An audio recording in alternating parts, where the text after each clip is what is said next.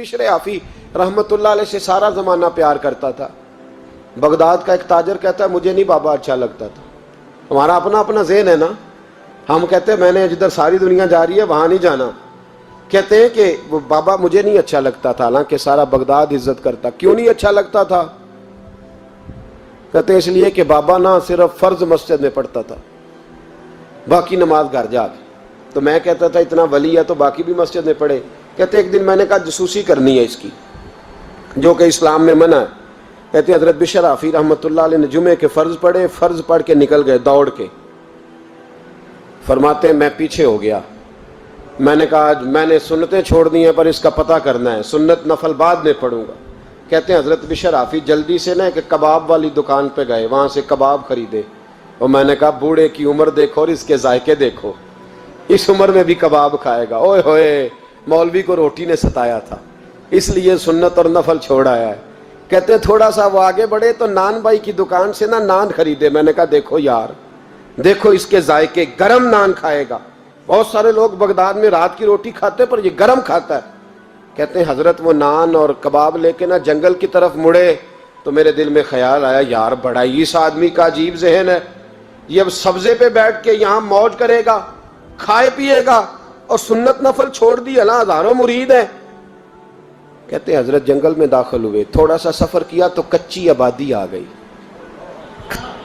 کچی آبادی, ایک کچے مکان کی ٹوٹا ہوا دروازہ, باہر سے کنڈی لگی. بغداد کے ننگے پاؤں چلنے والے ہزاروں مریدوں کے اس پیر نے کنڈی کھولی, اندر گئے. ایک فالج زدہ بابا جی بیٹھے. کہتے ہیں حضرت بشر عافی نے اپنی پگڑی کھولی اور اس آدمی کے منہ سے پانی نکل رہا تھا, رال ٹپک رہی تھی. کہتے ہیں پہلے اپنی پگڑی سے منہ صاف کیا, پھر پیالے سے پانی ڈال کے منہ دھویا, پھر حضرت اس کے ٹانگوں پہ کپڑا ڈال کے روٹی کا لقمہ توڑ کے اس کے منہ میں ڈال کے کہنے لگے بابا ناراض نہ ہونا, جمعے والے دن مجھے دیر ہو جاتی ہے, ابھی تو میں نے سنت اور نفل بھی پڑھنے ہیں, ناراض نہ ہونا مجھے دیر ہو جاتی ہے. کہتے ہیں وہ بابا رو پڑا اور کہنے لگا بشر یار 14 سال ہو گئے تو روز آتا ہے. 14 سال, یہ 1 صدی کا قصہ ہے, 2-4 برس کی بات نہیں. 14 سال سے تو روز آتا ہے. میں پتہ نہیں کب تک لاش بنے پڑا رہوں گا, تو کب تک آئے گا؟ حضرت بشر عافی نے بابے کے آنسو پوچھ کے کہا بابا فکر نہ کر, آج کے بعد یہ جملہ نہ کہنا کہ تو میرے لیے بوجھ ہے. فرمایا لوگ سمجھتے ہیں کہ میں نے عبادت کر کے مقام پایا ہے, لوگ سمجھتے ہیں میں نوافل زیادہ پڑھتا ہوں, دنیا جانتی ہے کہ میری رات کی تسبیح زیادہ مضبوط ہے, پر میں ان میں سے کوئی بات بھی نہیں. میں تو تیری نوکری کرتا ہوں تو اللہ نے میری عزتوں میں اضافہ فرما دیا ہے. سوچ ہی صاف نہیں, نظریہ ہی ٹھیک نہیں, فکر ہی ٹھیک نہیں. اسلام نظریے کا مذہب ہے, سوچ کا. مسند امام احمد بن حنبل کی حدیث سنی, حضرت انس بن مالک فرماتے ہیں جب انسان نے روزہ رکھا ہوتا ہے نا تو روح ویسے ہی پاک ہوتی ہے اس کی. میں نے یہ سوچا کہ کچھ باتیں ایسی کی جائیں جس سے تھوڑی سی سوچیں بھی تبدیل ہوں, کچھ سوچوں کا وضو, سوچوں کا غسل, افکار و نظریات کی بھی بات ہو. ہم سمجھتے ہیں کہ شاید کثرت عبادت اصل ہے. اقبال کہتے ہیں یہ ذکر نیم شبی, یہ مراقبے, یہ سرور, تیری خودی کے اگر نگہباں نہیں تو پھر کچھ بھی نہیں ہے. تیری خودی کے اگر, اور پھر عام چیز نہیں کہا یہ ذکر نیم شبی, سویرے سحری کا ذکر, یہ مراقبہ, یہ جو تو گھنٹوں اللہ کی یاد میں بیٹھا رہتا, یہ سرور. کہتے بے کیف عبادت نہیں, سرور والی. یہ ذکر نیم شبی, یہ مراقبے, یہ سرور, تیری خودی کے اگر نگہباں نہیں, اگر تیرے نظریے کو نہیں بدل سکے, تیری سوچ نہیں بدل سکے, تیرا ایمان مضبوط نہیں کر سکے, تیری خودی کے اگر نگہباں نہیں تو پھر کچھ بھی نہیں. اور خرد نے کہہ بھی دیا لا الہ الا اللہ تو کیا حاصل, دل و نگاہ, دل و نگاہ, دل و نگاہ اگر مسلمان نہیں تو پھر کچھ بھی نہیں. دل و نگاہ. اقبال کہتے ہیں ایک دل کا کلمہ پڑھ, دوسرا نظر کا کلمہ پڑھ, ان پہ پابندی لگا. دل و نگاہ اگر مسلمان نہیں تو پھر تو کچھ بھی نہیں, کچھ بھی نہیں. حضرت انس بن مالک کہتے ہیں میں حضور کے پاس بیٹھا تھا, حضرت عبداللہ ابن عمر بھی بیٹھے تھے, کوئی بات ہو رہی تھی, ایک حجرے میں بیٹھے تھے, دروازے پہ دستک ہوئی. مسند امام احمد میں حدیث ہے نبی پاک علیہ السلام نے فرمایا انس دروازہ کھولو، دروازے پہ وہ بندہ ہے جس کو اللہ بغیر حساب کتاب جنت عطا فرمائے گا، وہ بندہ ہے دروازے پہ۔ حضرت انس بن مالک کہتے ہیں میں نے دروازہ کھولا تو بندہ دیکھا، غریب سا ایک انصاری صحابی، اور بندہ بڑا سادہ، وضو تازہ کر کے آیا ہے تو پانی کے قطرے داڑھی سے بہہ رہے ہیں، اور چمڑے کے جوتے اس نے لپیٹ کے نا تو بغل میں چھپائے ہوئے، آ کے اتحیات کی حالت میں بیٹھا، حضور سے دو چار باتیں کی، چلا گیا۔ ہم اس کا رنگ دیکھتے رہے اور مصطفیٰ کا کرم دیکھتے رہے۔ اس کو حضور نے جنتی کہا ہے۔ کہتے ہیں اگلے دن اسی ٹائم اسی وقت ہم حضور کے پاس بیٹھے تھے، پھر دروازے پہ دستک ہوئی، حضور نے فرمایا دروازہ کھولو، دروازے پہ وہ بندہ ہے جسے اللہ بغیر حساب کتاب جنت عطا فرمائے گا، بغیر حساب۔ کہتے ہیں دروازہ کھولا، اور جیسے ہی میری نظر پڑی، بندہ بھی وہی ہے جو کل آیا تھا، اور انداز بھی وہی ہے جو کل تھا، اسی طرح پانی کے قطرے، اسی طرح جوتے بغل میں، السلام علیکم، کل حضور فلاں بات کی تفصیل پوچھنی مجھ سے رہ گئی تھی، غلطی ہوگی، دوبارہ آیا ہو۔ اس نے اپنی گفتگو کی، چند جملوں میں بات سمیٹی، چلا گیا۔ فرماتے ہیں اتفاق کی بات کہ دن تیسرا، بندے بھی ہم دونوں، میں اور عبداللہ ابن عمر۔ حضرت انس بن مالک کہتے ہیں دونوں بیٹھے تھے، سیم ٹائم سیم ڈے۔ پھر دستک ہوئی، حضور نے فرمایا دروازہ کھولو، اور مسکرا کے فرمایا دروازے پہ وہ بندہ ہے جسے اللہ بغیر حساب کتاب جنت عطا فرمائے گا۔ کہتے ہیں کھل اٹھے ہمارے چہرے، باہر گئے، دستک ہوئی تھی، دروازہ کھولا۔ فرماتے ہیں مجھے یقین تھا وہی ہوگا جو 2 دن پہلے آیا تھا، اور میرے یقین کے مطابق ہی کام ہوا، وہی بندہ تھا جو کل بھی تھا، جو پرسوں بھی تھا، حالت اور کیفیت اور انداز بھی وہی تھا۔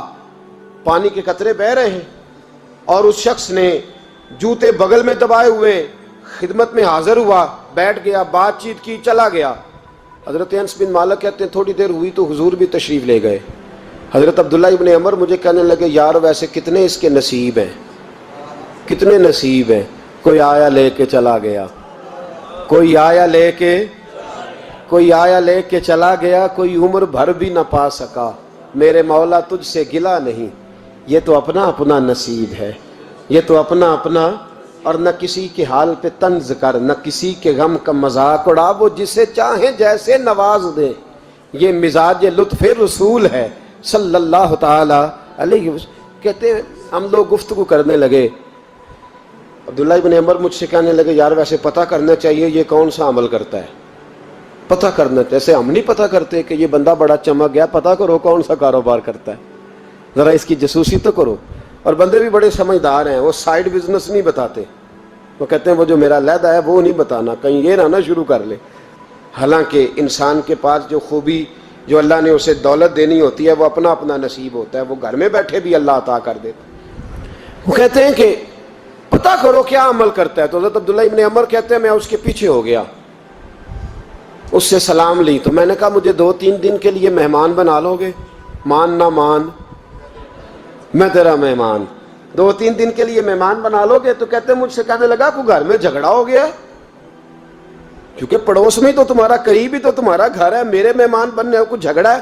تو میں نے کہا چلو ایسے ہی سمجھ لو، پر مجھے مہمان بنا لو۔ کہتے ہیں میں 3 دن اور 3 راتیں اس شخص کے ساتھ رہا، وہ کتنا صدقہ کرتا ہے میں نوٹ کرتا رہا، نماز کتنی پڑھتا ہے، اس کا کیا، میں چاہتا تھا کہ وہ عمل مجھے ملے، اس کی برکت سے مصطفیٰ نے اسے 3 مرتبہ جنتی فرمایا ہے، تاکہ وہ کیفیات مجھے بھی ملیں۔ حضرت عبداللہ ابن عمر کہتے ہیں کہ میں نے کوئی خاص چیز نہیں دیکھی، وہ عشاء پڑھتا تو فجر تک بستر پہ کروٹیں لیتا، اور میں الحمدللہ اٹھ کے تہجد بھی پڑھتا، نوافل بھی پڑھتا۔ کہتے ہیں وہ 1 سپارہ پڑھتا، میں 3 پڑھتا۔ فرماتے اس نے 3 دنوں میں کھجور بھی صدقہ نہیں دی، کہ کھجور بھی، اور میں نے بڑے بڑے غریبوں کی مدد کی۔ میں کہنے لگا کہ عمل تو میرا زیادہ ہے اس سے، پھر خوبی کیا ہے؟ خاص توجہ کرنا، اسلام اور دین کا جو فکری اساس، جو فکری اساس ہمیں صحابہ نے دی۔ حضرت عبداللہ ابن عمر کہتے ہیں میں نے تیسرے دن اسے کہا بھائی اللہ تیرا بھلا کرے، تو نے بڑی خدمت کی، میں نے جانا ہے میرا کوئی جھگڑا نہیں ہوا تھا، میں تو بس تیرا عمل دیکھنے آیا تھا کہ تو عمل کیا کرتا ہے۔ تو وہ صحابی کہتے ہیں مجھے کہنے لگے یار تو میرا عمل دیکھنے آیا تھا، مجھے بتا تو صحیح کیا نے، اور کیوں دیکھنے آیا میرا عمل، تجھے کیا ضرورت پڑی میری جاسوسی کی؟ تو کہتے ہیں مجھ سے جب اس نے سوال کیا تو میں نے اس کو کہا بھائی تو 3 دن آیا ہے نا ہم بیٹھے ہوئے تھے؟ کہا ہاں میں آتا رہا ہوں۔ کہا 3 دن نبی پاک نے فرمایا اللہ تجھے بغیر حساب کتاب جنت عطا فرمائے گا۔ تو میں چاہتا تھا کہ میں ذرا جاسوسی کروں، ذرا دیکھوں، کھوج لگاؤں کون سا ایسا عمل ہے، آپ بھی ذرا دھیان دیجئے گا، کون سا ایسا عمل ہے، حالانکہ تو عشاء پڑھتا ہے اور اٹھ کے فجر پڑھتا ہے، میں تہجد بھی پڑھتا ہوں، تیرا سپارہ 1 ہے میرے 3 ہے، کون سا ایسا عمل ہے جس کے سبب تجھے جنت ملے گی؟ کہتے ہیں وہ صحابی کہنے لگے یار کوئی ایسا عمل نہیں، کوئی شے نہیں، میں اس قابل ہی نہیں، من آنم کے من دانم، جو میں ہوں مجھے پتا ہے۔ کہا پھر کوئی بات تو ہوگی، تیری مہربانی بتا دے، میں نے 3 دن 3 راتیں محنت کی ہیں، بتا دے۔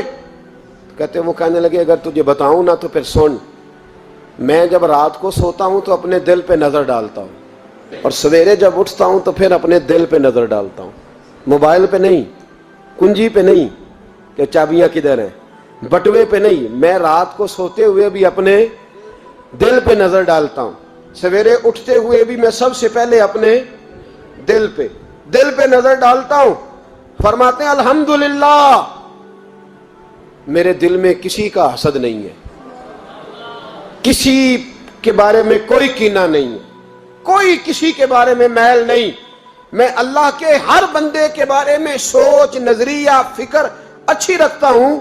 اور فرمایا میں تیرے بارے میں بھی عبداللہ یہی سوچتا ہوں کہ تو مجھ سے زیادہ نیک ہے۔ الحمدللہ اس وقت بھی میرا ذہن یہ ہے کہ انس بن مالک مجھ سے زیادہ پرہیزگار ہے، اس وقت بھی میری سوچ یہ ہے کہ محبوب کے سب صحابہ میں سب سے کمزور میں ہی ہوں۔ نابد عبداللہ ابن عمر کہتے ہیں میں نے اس کا ہاتھ چوما، میں نے کہا سمجھ آ گئی ہے، تیرا نظریہ، تیری سوچ پکی اور سچی مسلمان ہے، تو دل اور روح کا مسلمان ہے، تو نظر اور روح کا مسلمان ہے۔ یہ سبب ہے کہ اللہ کے رسول نے زمین پر چلتے ہوئے بھی تجھے 3 دفعہ جنت کی بشارت عطا فرما دی۔